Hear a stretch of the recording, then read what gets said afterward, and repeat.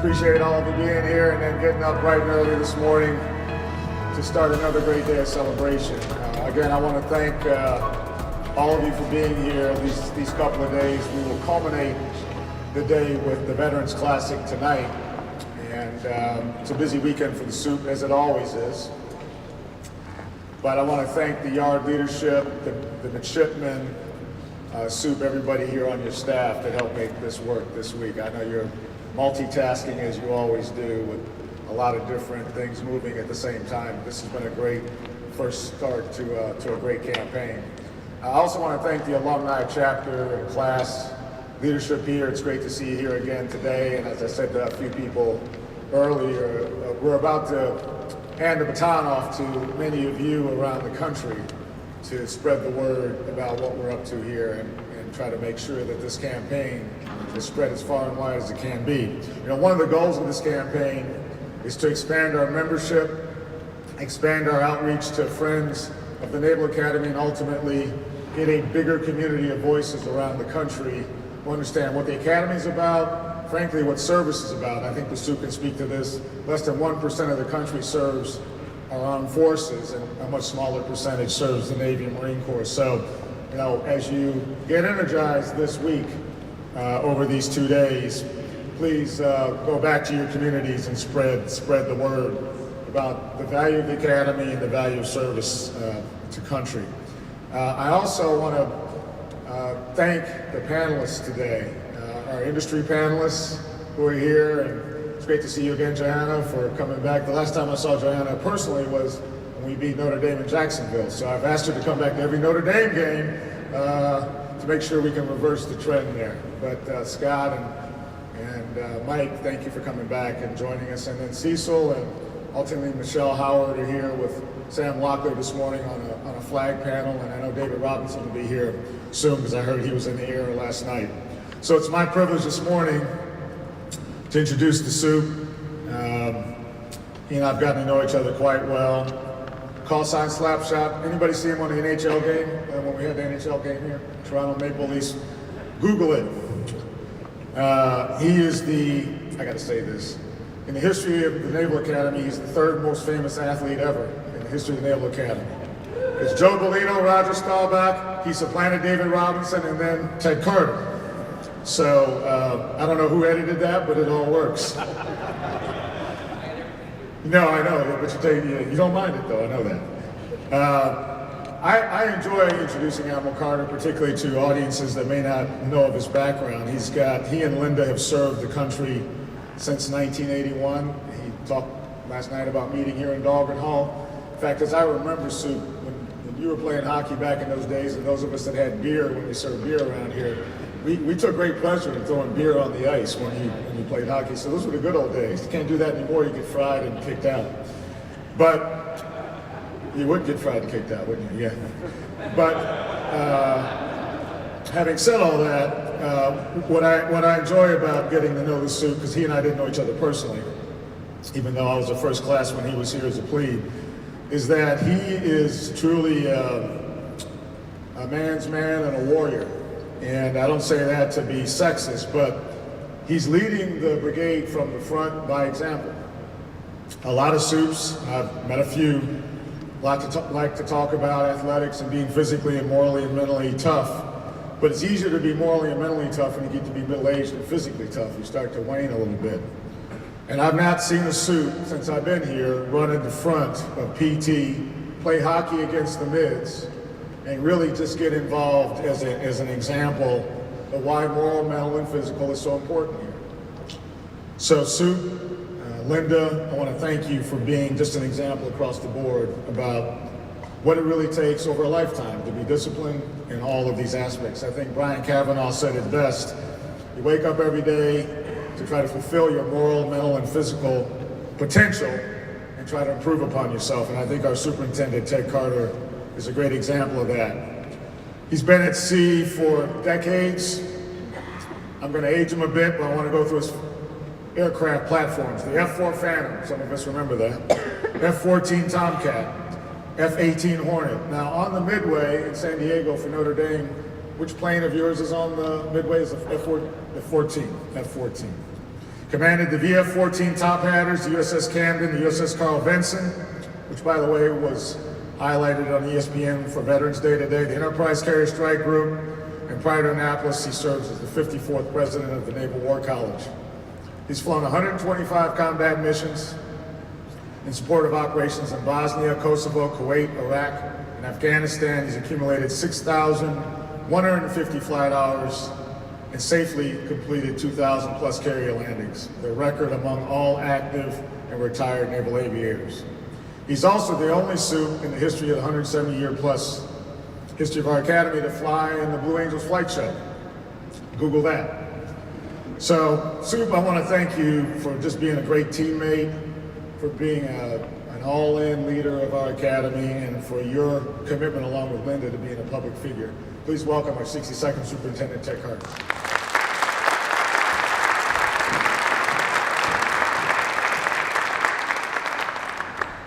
Wow. All right. Good morning. What a great day. What a great day to be in Dahlgren Hall. And I can see it all in your eyes. It was a really good night last night. It was a special night last night to see our beloved Dahlgren Hall transform into this spectacular venue. I'm still just tickled, and I'm thrilled to be up here speaking to you. I know just about every one of you quite well. And all of you have probably heard me give some version of the state of the Naval Academy before. So obviously I knew coming up here I have to change things up a little bit. And so I'm going to give you some slides. I'm going to talk a little bit of history, mostly focus on this period of time from 2012 going forward.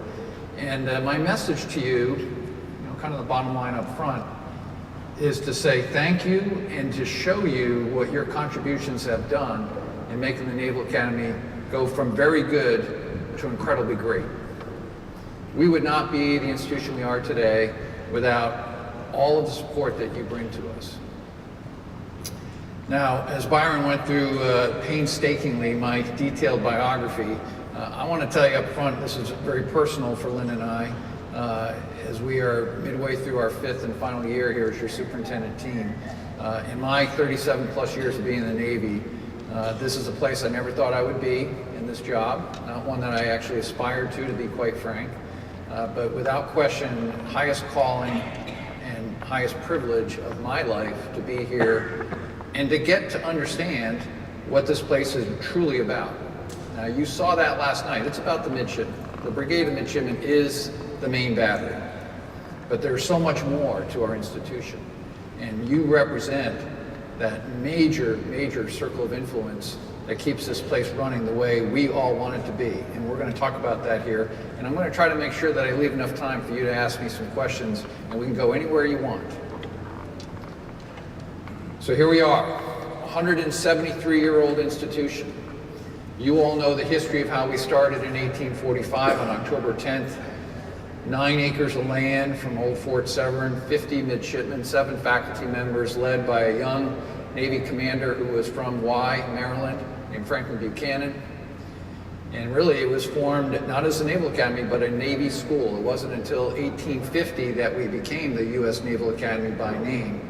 And really over a 173-year history as we sit here today with 338 acres of land, 4,500 midshipmen, 2,200 faculty and staff, we have improved a little bit and a little bit every single year. And that's the idea going forward. What has really changed significantly about the Naval Academy? This looks like a bit of a complicated slide. I want to walk you through it. Dean Phillips has used this talking to parents when the classes come in. I think this is one of the best slides that describes a little bit about who we are and where we are today. By the way, this data, as you look down the left column of colleges that have the highest graduation rate in the country, defined by these Venn diagrams over the right that I'll explain, this is 2015 data. Now, we obviously know a lot more data about ourselves over the last 4 years, but we only have this because this is what other colleges have reported for comparison. If you look at roughly the 2,000 major colleges and universities across the country, a little over only 1,400 graduate more than 100 students a year. And then you take the rest of those 2,000 colleges and say what percent of them have more than 50% academic majors in science, technology, engineering, and math. And you see that it's a fairly small number, 42 schools. And by the way, not all the service academies are in that 42.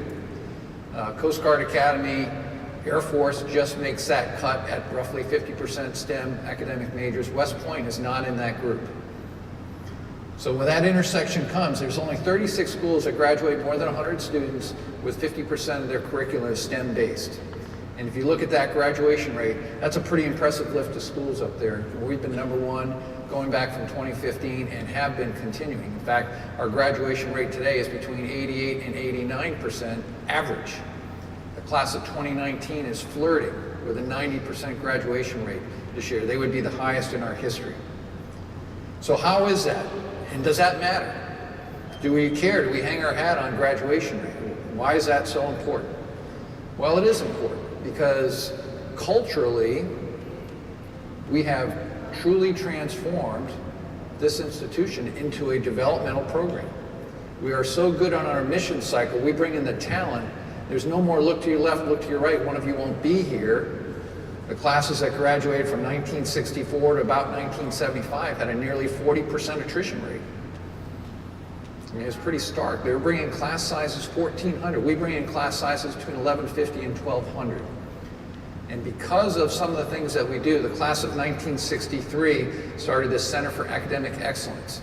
Extra tutoring, adjunct professors, and even midshipmen that are so highly qualified in academics are qualified to tutor their fellow midshipmen.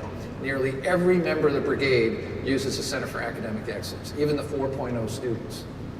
It's taken us down now, over the last 4 years, an academic non-voluntary attrition rate of less than 1.5%. What school in the country can say that their students on a 4-year tough academic program lose less than 1.5% of their students because they can't maintain a 2.0 or C average? This is where the Naval Academy is today. And the other piece that's not written up there that's really important to know is because of the way we were founded in 1845 with half military, half civilian, we've maintained that model. And here at the Naval Academy today, all of our professors, whether they're permanent military professors, 50 strong, that are Navy commanders that come from the fleet, get their PhDs, half of them make captain, or the roughly just under 300 civilian faculty, all PhD, high quality, half of whom are tenured. They are the reason that we are so academically strong. They are the reason that Forbes magazine last year rated us the #1 public university in the country. And historically, we have played as #1 or #2 with U.S. News and World Report, top-ranked physics program, top-ranked engineering programs, and of course the cyber program, which we'll talk more about. The days of sitting in a classroom and receiving information and just regurgitating for a grade are gone. Young people want to learn by hands-on, experiential, and this idea of project-based learning. So only 10 years ago did we start this idea of project-based learning. And today, last year, was the first year that every single midshipman had to do a project to graduate. So if you were an Arabic major, an English major, or a mechanical engineering major, or a cyber major, you did a project. Many of these projects are done with teams, and some of them go on for 2 or 3 years.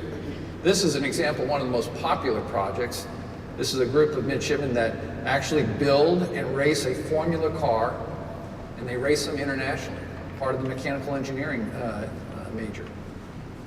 So this is very popular, and this is the future of education. We'll talk more about that when we're done. Obviously, one of my priorities that I inherited from Mike Miller and others in academia here has been the cyber program writ large. We did not wait for the academic building to be finished to dive into this thing. As you all know, we're the only institution in the country that has mandatory cyber courses for our freshmen and second class. And our cyber operations academic major is now fully accredited, the first program in the country to be fully accredited, followed now by only 3 other schools, one of which is the U.S. Air Force Academy. And our midshipmen participate in projects, in competitions. This picture to my right, your left, is midshipmen winning the cyber defense exercise run by the National Security Agency. They've won that 3 out of the last 4 years. And that's against all the other service academies. And that was right here in Dahlgren Hall. The competition took right here on the seaward side of Dahlgren. And you can see this graphic to your right, my left. It's pretty remarkable how popular the cyber operations major is. Think about the class of 2021 with almost 10% of the class taking one major when there are 25 academic disciplines offered. That speaks to how hot the cyber operations major is. We have to make sure that we are proportioned to have the right faculty, the right staff. The government dollar will not pay for us to build a cyber operations academic group just on the monies that we have. So thanks to much of your philanthropy, we've had people like Chris Inglis, Martin Libicki, Jim Lewis. These are leaders in our nation in cyber operations. These were the top practitioners that came from places like the National Security Agency. They're here teaching. So that's what we have become, and of course we're going to move forward and faster when Hopper Hall comes online. International programs, again, one of my priorities. When I came here, I asked what the program looked like. At that time, we were getting some federal dollars to send midshipmen out there, and we actually put a target on there. We developed a target to try to send 500 midshipmen abroad, roughly 100 for semester studies, and the other 400 to do either language immersion or cultural immersion in the summer or short duration period trips. Today, we are doing this only on the backs of philanthropy, and yet the program is still successful. 13 years ago, we didn't have this program at all. So Tim Disher, my classmate from the class of 1981, he runs and leads this. You can see here, these red dots represent midshipmen that are semester studies abroad right now. Right now I have 43 midshipmen abroad in 18 different countries, and next semester we'll send another 25. As this philanthropy has grown, next year we're already getting closer back to that target. We'll have just under 100 go for a semester study abroad next year, and we'll have well over 250 get the short immersion trip. As you add in this next build slide, these yellow dots represent the short duration programs. These are 10 days to 4 weeks long, and mostly happen in the summer. Many of the language majors, as well as some of the other midshipmen, get a chance to do these usually in the summer. And then you add in the countries where they send 4-year midshipmen to us, for which we are allowed 60 billets, typically 15 to 17 midshipmen come here from international nations to be here, embedded with the Brigade of Midshipmen, and spend 4 years here. Not depicted in this slide are 12 other nations, countries like Israel, Australia, Portugal, Italy, Spain, where we have exchange programs for a full semester. We send midshipmen to them, they send midshipmen to us. Quid pro quo, exact same numbers.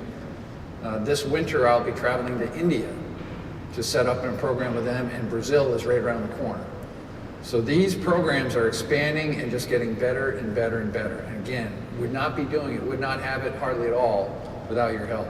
For those that listened to Vice Admiral Tim Seismansky speak yesterday, as a Navy SEAL, an operations guy with the 35 warrant officers sitting there, they were all nodding their head when they were talking about the power of sending our young people to foreign lands to learn the culture, how important that is in our operations. This is what that is all about. And when our midshipmen come back, they tell us this is where they get the most growth during their entire 4-year curriculum here at the Naval Academy. Now, world-class academics, and by the way, that last slide and this piece are not disconnected. If you look back at the Naval Academy, going back to about 2005, we've had significant growth in our midshipmen that compete and win top-end United Kingdom International Scholarship Program scholarships. So just going back for 2005, all right? So this is folks like Admiral Steve Abbott, Admiral Denny Blair that come help mentor our midshipmen, help prepare them for their interviews. We've had 15, this is just over the last 13 years, 15 Rhodes Scholars, 15 Marshall Scholars, 13 Gates Cambridge Scholars, 7 Mitchell Scholars, and 7 Fulbright Scholars. So those are kind of the big 5. But in addition to that, we send 20 other midshipmen in every graduating class to other high-end scholarships all across the country. And some of those are the biggest scholarships in the United States. The Hertz scholarships, worth over $250,000. They only hand out a couple of them. We had a midshipman win one of those a couple years ago. The Hennessy Scholarship, which is kind of the Rhodes, the Knight Hennessy Scholarship is the Rhodes of Stanford. We just had a midshipman win one of those scholarships last year as well. The midshipmen that win these scholarships are often the midshipmen that went on an international program semester exchange. That experience adds so much in their interview, whether they came there with language skills and brought them back, it really shows up in these interviews. So this is part of the branding of the Naval Academy. You know, Rhodes Scholarships, which is obviously the big name scholarship. We're up to our 51st Rhodes Scholar here at the Naval Academy. And that is one of the tops in the country. And we are a leadership institution. We think about leadership happening in how we immerse our midshipmen and entrust them in leadership positions in Bancroft Hall. But there's so much more out there today. One of the most popular programs for our midshipmen in the summer is to go on the National Outdoor Leadership School. These are programs where they take midshipmen all over to different mountain peaks, exceptional hiking opportunities. And it isn't just about climbing a summit like Denali in Alaska. It's about going out there and working in a team in adverse weather conditions, survival skills, and leadership.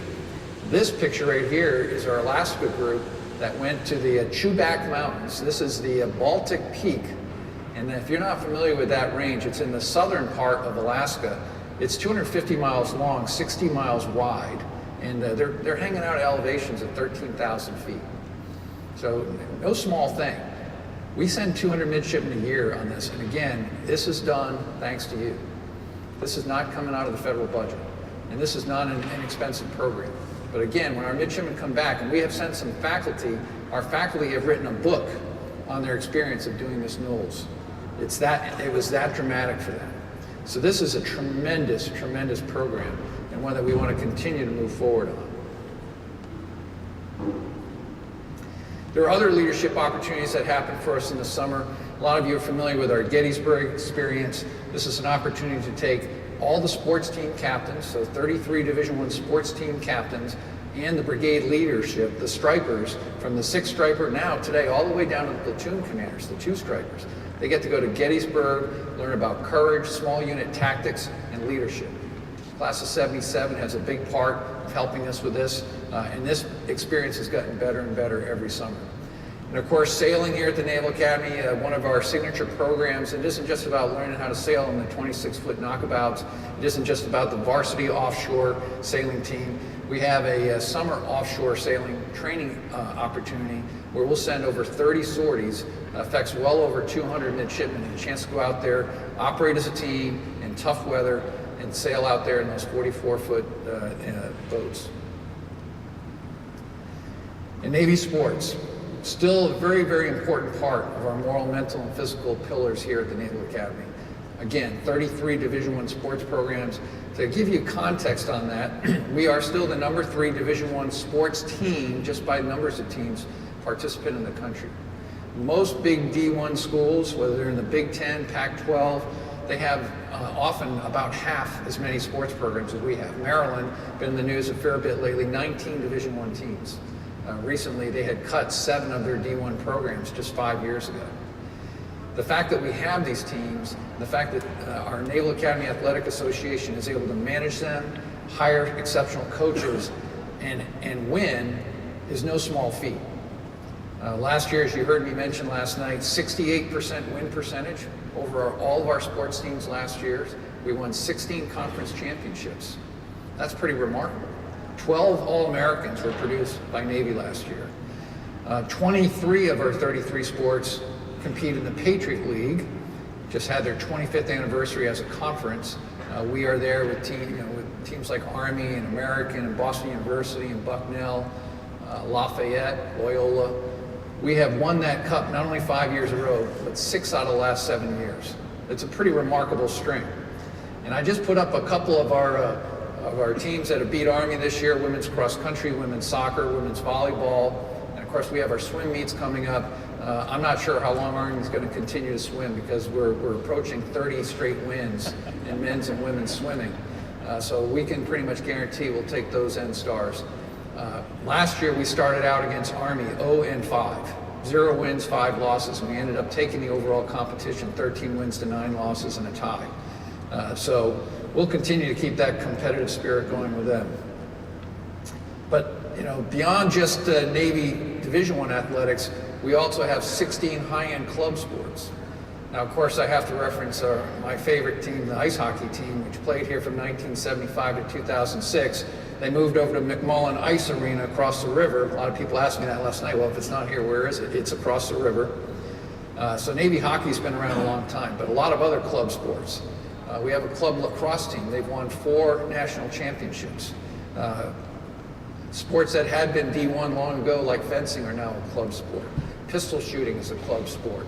Women's ice hockey is a club sport. Women's softball, depicted up here, is a club sport, highly, highly competitive. 29-2 last year, they won the national championship for women's club softball. We have a high-performing triathlon team, always in the top 3 or 4 in the nation. Colorado is the perennial winner of that. They've owned that championship since 2009. And last year, our men's and women's triathlon team knocked them off. Came in first, Berkeley was third. So pretty remarkable. You might not know we have a top-performing triathlon team here at the Naval Academy. And by the way, the men's hockey team this year is already ranked number 26 in the nation. I just learned that yesterday. They've only had 1 loss, and they're on fire. They're in the lead for their conference. So if you ever get a chance to go over there to McMullen on a Friday night, they pack them in over there. This is a pretty important place. You think about how this has developed over 173 years. The picture to my right up there is a shot from about 1905. So this was that turn of the century where McDonough was built, the first 4 wings of Bancroft Hall were built, Dahlgren Hall was here. I was talking last night about a little bit about the history of Dahlgren Hall, and I thought I'd just save a couple more fun facts since we're in here. So 1903 is when this building was done. The first graduation from 1903 to 1957, the first graduation, one of the members of that class was a guy named John Rogers. Now, a lot of you may remember that name, John Rogers. He was the grandson of Commodore John Rogers, who had been one of the commanding officers of the Constitution. He was also the grandson of Matthew Perry. Commodore Matthew Perry, who took the black ships to Japan, was actually instrumental in developing the first curriculum here at the Naval Academy. I mentioned John Rogers because not seen behind me is that replica of a Wright Brothers B-1 flyer that hangs from the ceiling. In this building, in 1911, John Rogers, the first naval aviator, Theodore Spuds Ellison, and the third naval aviator, John Tower, took in a crate delivered by the Wright brothers themselves a replica of their flyer, the B-1. And it was put together right here in Dahlgren Hall. They dragged it out the door, they flew it. They were reported to the superintendent in 1911. The superintendent didn't want them here. Naval aviation was not popular. It was a threat to ships and what the Navy stood for. They thought these guys were crazy. They said, you can go fly that thing out at Greenberry Point. So they got the airplane, they got it in the air, they flew it, they landed at Greenberry Point. And actually, Greenberry Point was the first established aerodrome for the Navy, right here at the Naval Academy. Now, it probably would have become a permanent naval air station, except in 1912, John Towers, flying with a recent graduate, Ensign Billingsley, out of the class of 1911, going through his own naval aviation training, they lost control of an airplane right over the Severn River. And Billingsley somehow fell out of the airplane, and he died. He was the first mishap, first fatality in naval aviation. They decided to move Greenberry Point to another airport that you might have heard of, Pensacola. That happened in 1913. So the cradle of naval aviation, Pensacola, actually should give a footnote thanks to the Naval Academy, because that's where it started. All right from here, Dahlgren Hall. So that's some of the stories of where we came from. We were a deep water port in the early 1900s. Interestingly, we never commissioned a Navy ship here until next week. We're going to commission the USS Sioux City Littoral Combat Ship right off our seawall, right off of Dewey Field. So that's kind of exciting. You can see in that old picture, there's a lot of water where we now have land. 65 acres of the Naval Academy were reclaimed from the Severn River. And here we are, that's what we look like today. And as any college president would tell you, if you're not building, you're dying. And we're building, we are building. And I'm going to show you some images here. But this place is transforming. If you hadn't had a chance to see either from the Severn River Inn or somewhere on the other side of the yard, that's what Hopper Hall looks like just of last week. We're about to put the last piece of steel up on Hopper Hall. And as many of you have heard me talk about, this thing's an engineering marvel. 206,000 square feet, 5 stories, built in between Nimitz and Rickover, on top of reclaimed land. The original seawall is underneath this building. 370 70-foot long pilings into the ground to build this thing up. Just finished 11,000 cubic yards of concrete. Successfully poured, by the way. 1,625 tons of steel erected. So this thing's moving along. There's a SURF, S-U-R-F, that's a surface underwater robotic facility that's already been built below the water table. 16 feet deep by 40 feet by 32 feet. That's where we're going to have the future of above and below water robotics research and development. And even more cool, it's going to have a monorail that goes all the way into Rickover that will go from the tow tank to the surf pool. So that's the beauty of connecting this thing between the lab spaces underneath Nimitz all the way to Rickover. This is on track to be finished for classes to start in the fall of 2020. And there you can see what it's going to look like. And by the way, that's all had to be approved by the historic people here in Maryland. It will blend in beautifully to the landscape and it'll still have a modern feel to it. And as I mentioned, as you all know, a skiff will be built into this as well. 17,000 square feet with classroom and auditorium space. Navy Marine Corps Stadium. Now everybody has rankings for everything. Our Navy Marine Corps Stadium has been ranked in the top 10 best football experiences in the country. Think about that. Fairly small stadium. It only holds roughly 35,000 people. If you're at the Air Force game last year, it broke an attendance record as we went over 40,000 people somehow stuffed into that stadium. But it has evolved. And Chet Gladchuk deserves all the credit in conjunction with all of you who have helped build this out. Dan Ackerson's tower, magnificent hospitality suite. The Minter and the Jaeger pavilions take another level of hospitality if you've not had a chance to go down there from the second quarter to the end of the game. Friends of Navy Sports, the Rip Miller Society, the other sports programs, the recruiting that goes down there, it's hospitality at a whole new level. So this space, built in 1959, has evolved into one of the top programs. As Byron mentioned, when we did the outdoor hockey game here, the NHL fell in love with our stadium. The NHL executives are still talking about that outdoor game at our facility as the best outdoor game they've ever had. It was host to the 1984 Summer Olympics with soccer, and we've had graduations there since 1965. As I mentioned last night, they will have their 54th graduation here with the class of 2019, which will tie for the most number of graduations with Dahlgren Hall. The Physical Mission Center, thanks principally to Ron Terwilliger. This is going to be a game changer to a building, Ricketts Hall, that was built in the 1960s primarily to house our enlisted. And then it became our visiting sports athlete center. And now this thing's going to become a center that will inspire future midshipmen all about the scholar athlete. It will tell the athletic story of the Naval Academy. It will also have a therapy and rehab facility for our top end sports programs like football.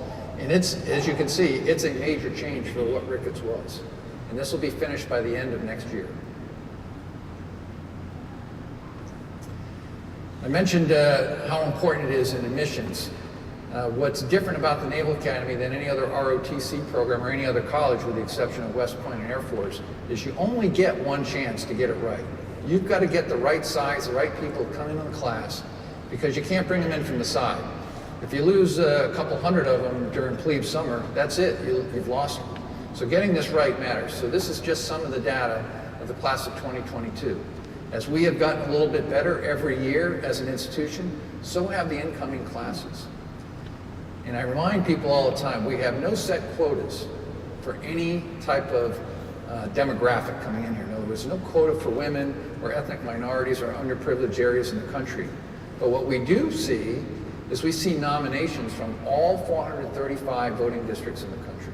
It's rare now that we are only missing 1 or 2 per year. In fact, 2 years ago, for the first time in any service academy history, we did have a nomination from every single voting district in the country. That's a pretty remarkable statement. We're still seeing north of 16,000 applications a year. There's a value in that number. It's not as important as the number of qualified candidates. And by the way, that qualified candidate number means across everything. Most of the reasons that we don't have above 5,000 to 7,000 in that qualified candidate number is for some medical reason. It's remarkable how many people we can't take in here because of a medical issue.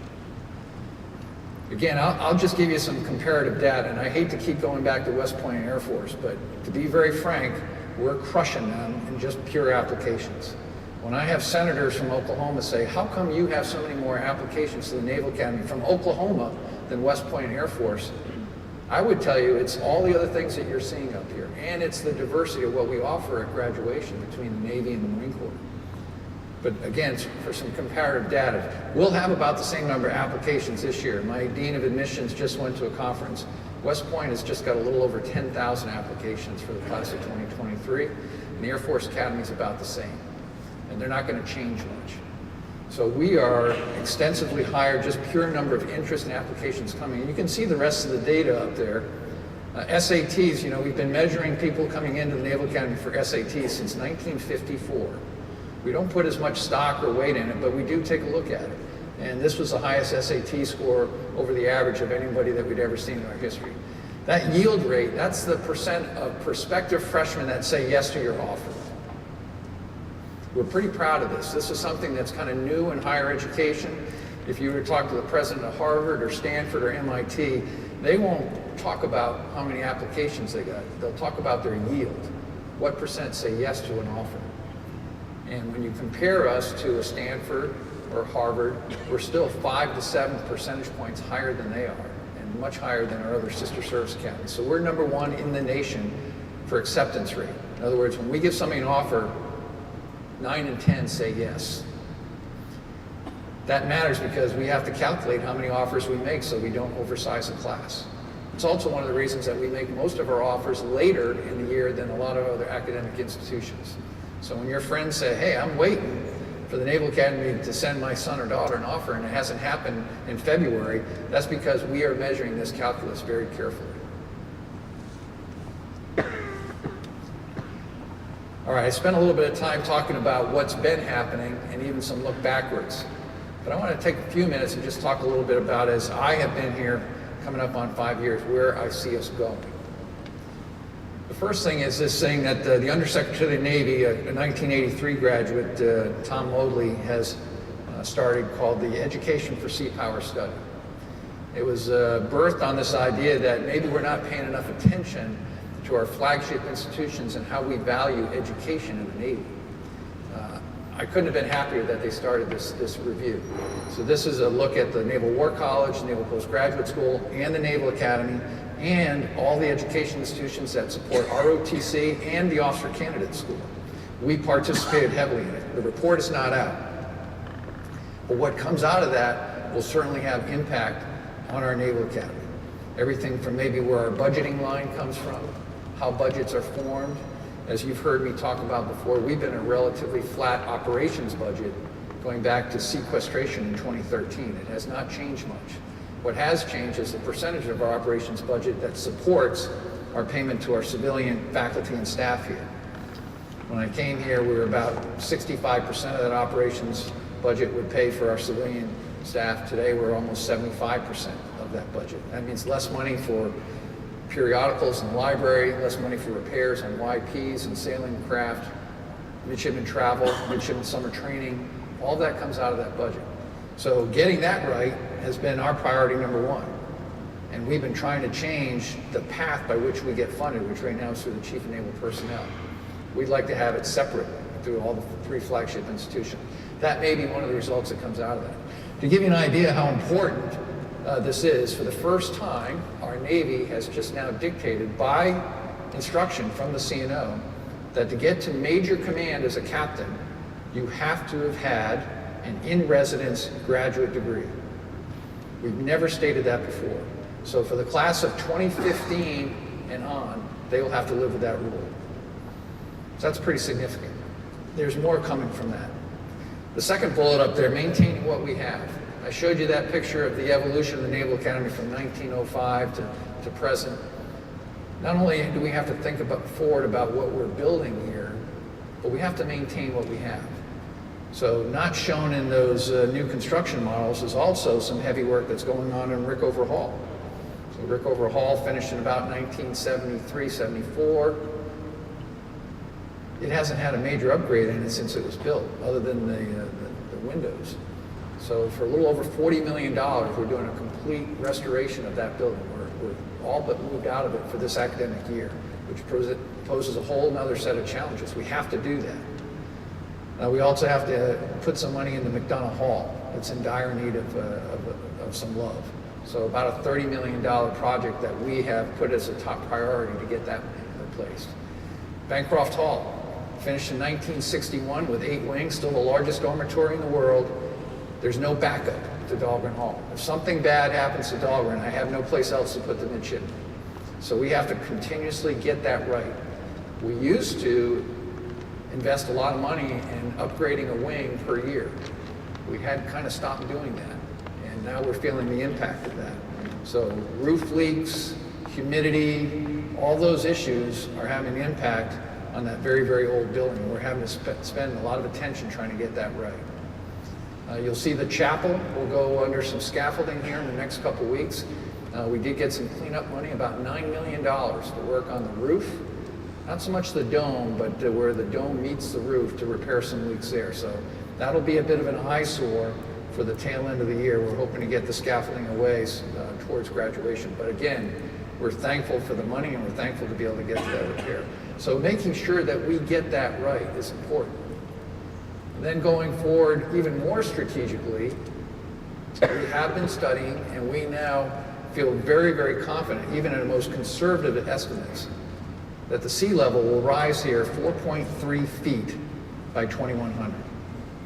Now, I know you're saying, well, that's 82 years away. Why are you so worried about that? Well, we're not moving, and 4.3 feet would pretty much put all the perimeter fields and all the perimeter roads underwater. So as many of the Scandinavian countries have had to think through this, we're going to have to do the same thing. And this isn't just us, by the way. This is downtown Annapolis. This is Norfolk Naval Station. Everybody on the eastern seaboard, and especially for us at the top of the Chesapeake, we've got to come through with a plan. So the next few decades, we're going to go through a strategy that includes pretty much 3 basic things: block the water, move the water, or abandon the land. And we will probably be doing some version of all 3 of those things to protect what we value here. So we don't see ourselves moving in the next 100 years, but we're going to have to do some significant things, some significant investment to building higher seawalls, pumps and dikes, and berms to protect the Naval Academy. And finally, evolving for the future. This will be my last talking point, and then I'll open it up for questions. As we talked a little bit about the future of learning, project-based learning, immersive learning, things are changing. We are about to step into a 5G internet environment. You know, when I came here, Bancroft Hall did not have Wi-Fi, nor did it have access to any kind of 4G or 3G even access to the internet. Now, don't be fooled. We were plugged into the internet. Midshipmen have had computers in Bancroft Hall going all the way back to the late 1990s. But midshipmen were vying for those rooms that were near the corner with the windows so they could get a signal to their phone. We finally have figured out how to put an antenna system throughout all of Bancroft Hall so that midshipmen can go on any device and have access to the internet.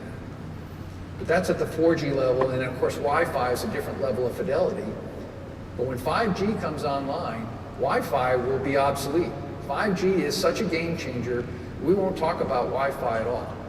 We're prepared for it. We've got the cable laid down, and we've already got a deal with Verizon to ask for us to be a case study for 5G environment here at the Naval Academy. There are 5G cities that are popping up now in the United States.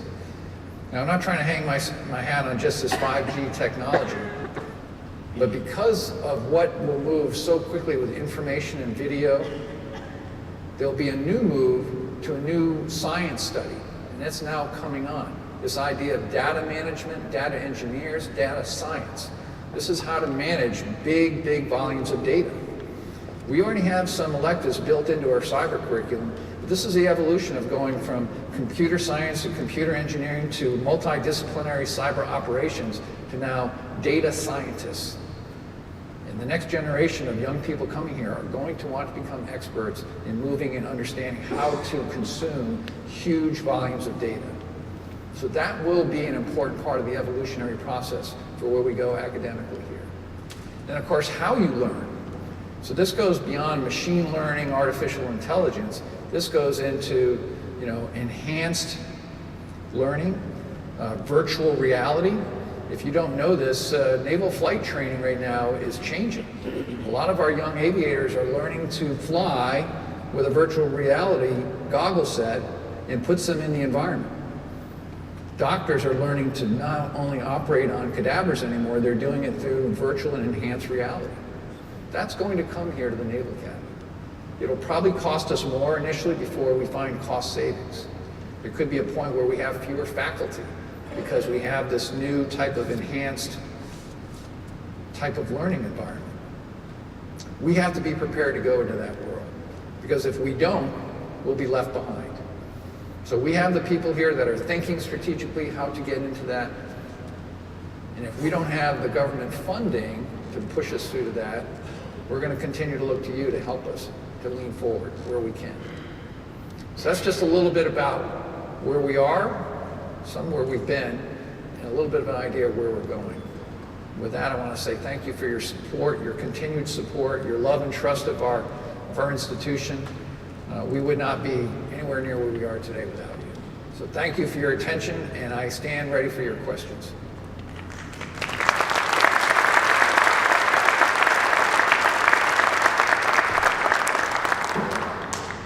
Anybody, come on, free shot. Yes, sir.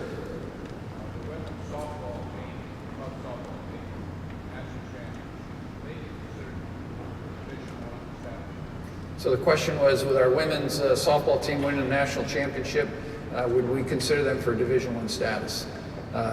Simple answer would be yes. It's just a matter of funding, and it isn't just expanding their facility to make sure it's Division I quality. That's not as overly expensive as you might think. It's making sure we buy the right coaches, make sure we do the right type of recruiting, and then more importantly, the budget for travel. And that comes the question. I mean, we've had the same question with men's ice hockey. West Point and Air Force have Division I men's hockey teams. Air Force was a Final 8 competitor last year. It's a sport that fits with our body shapes that come here.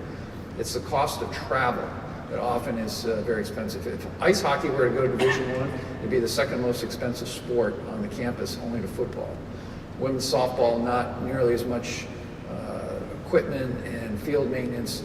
But we've taken a real close look at it. I would tell you, if we go to 34, I would predict women's softball will be the 34th, but we're not ready to pull the trigger just yet.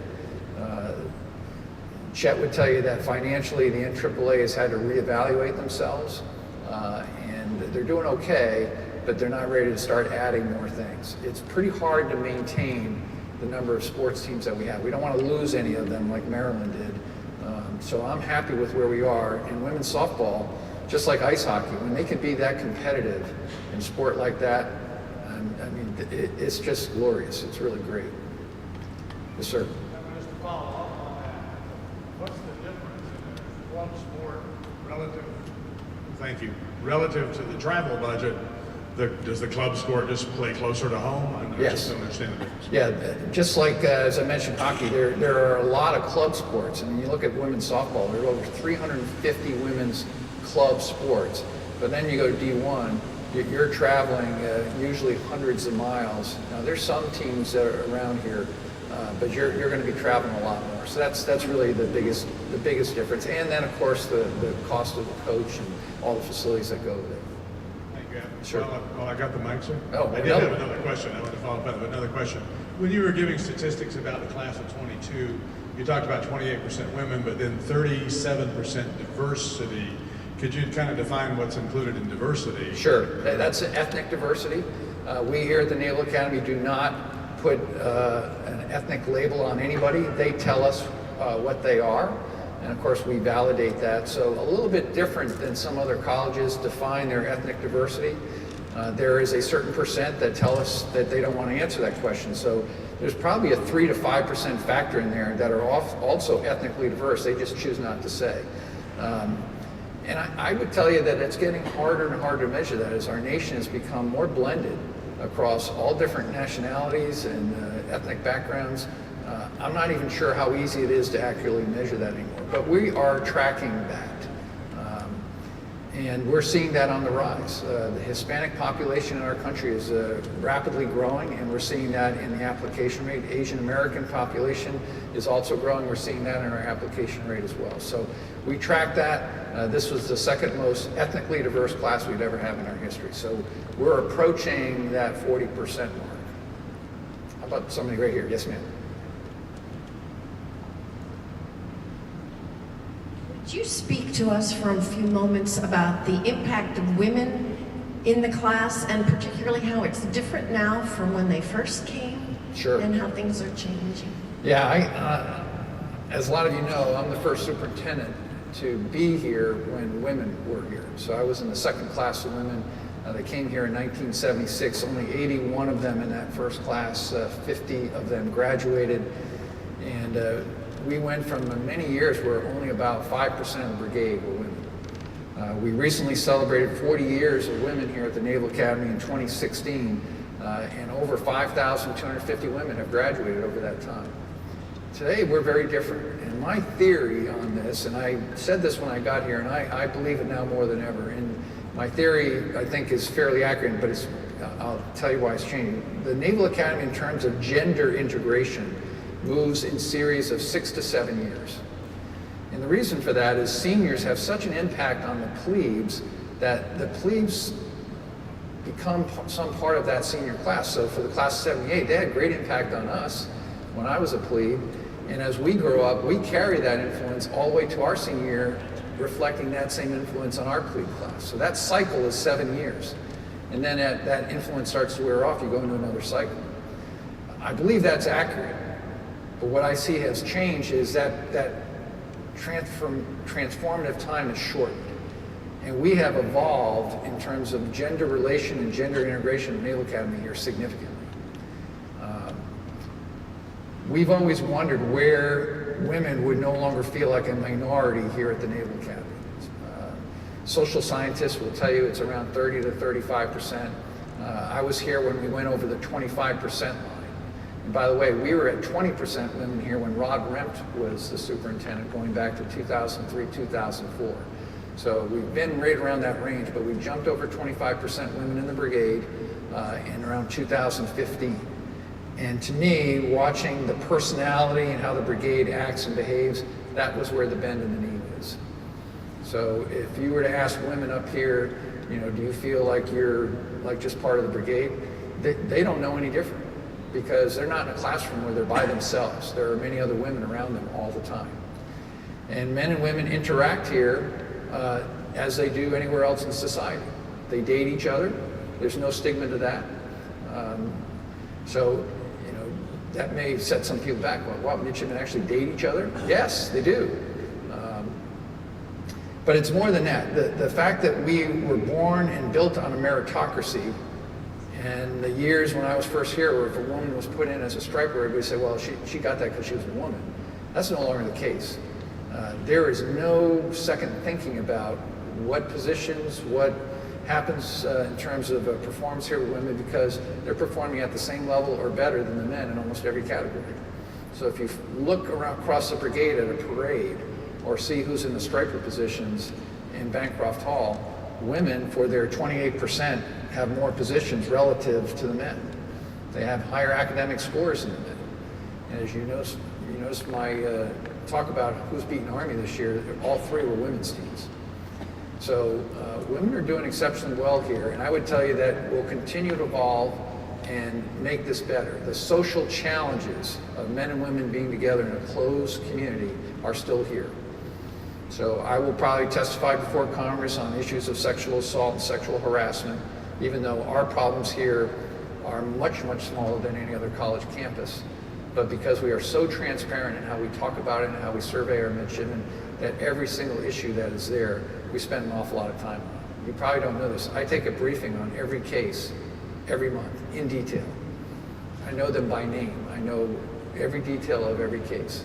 So we spend a lot of time on this trying to make sure we get the prevention part of it right, and that we understand the social challenges that are coming into our doors, because it changes every year, 25% new student body, and making sure that we give them all the social skills, the life skills, so they can understand what healthy relationships are, responsible use of alcohol, and what the issues of consent when it comes to sex really mean. So that's the kind of stuff we're doing here. That was probably more than you were thinking I was going to give you. All right, I'm going to take one more so you can get on with the rest of your day. Sir, I'm going to give you the last question. Can you talk about the way we're handling drug addiction at the Naval Academy? Sure. You know, we haven't had too many negative headlines here during my tenure, but one of them was some drug issues that popped up last year. We have had to take an inward look at ourselves and to try to decide, is this a new issue? Is this something that's new that's coming to us? Is this something that's rampant throughout the brigade?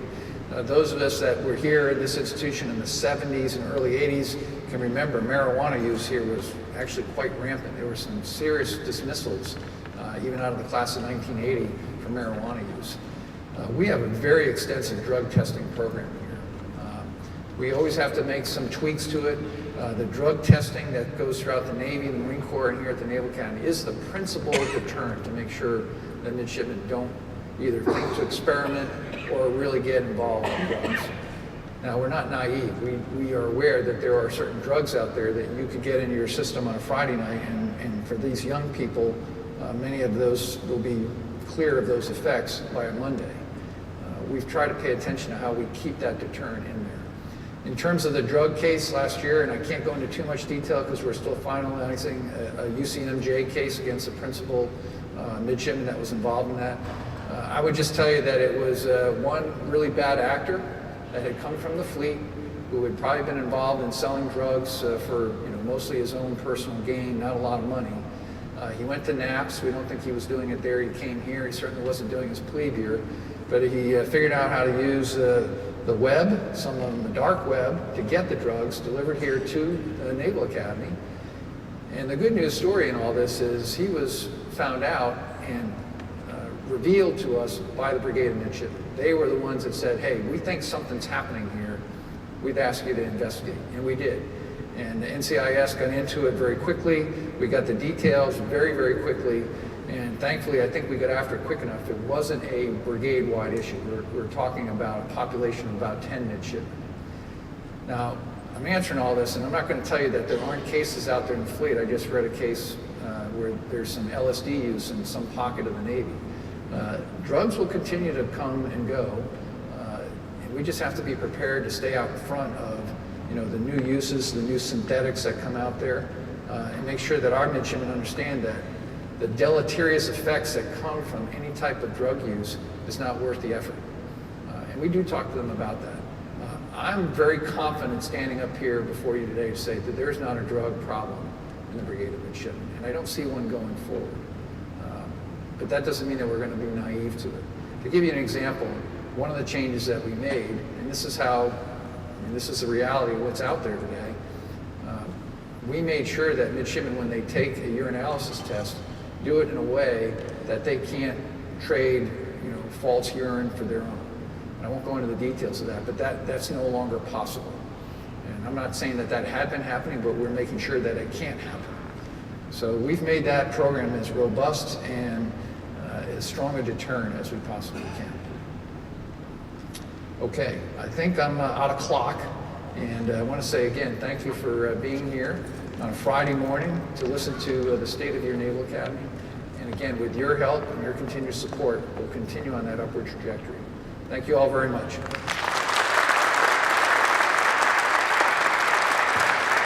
Alumni and friends, our program will resume momentarily.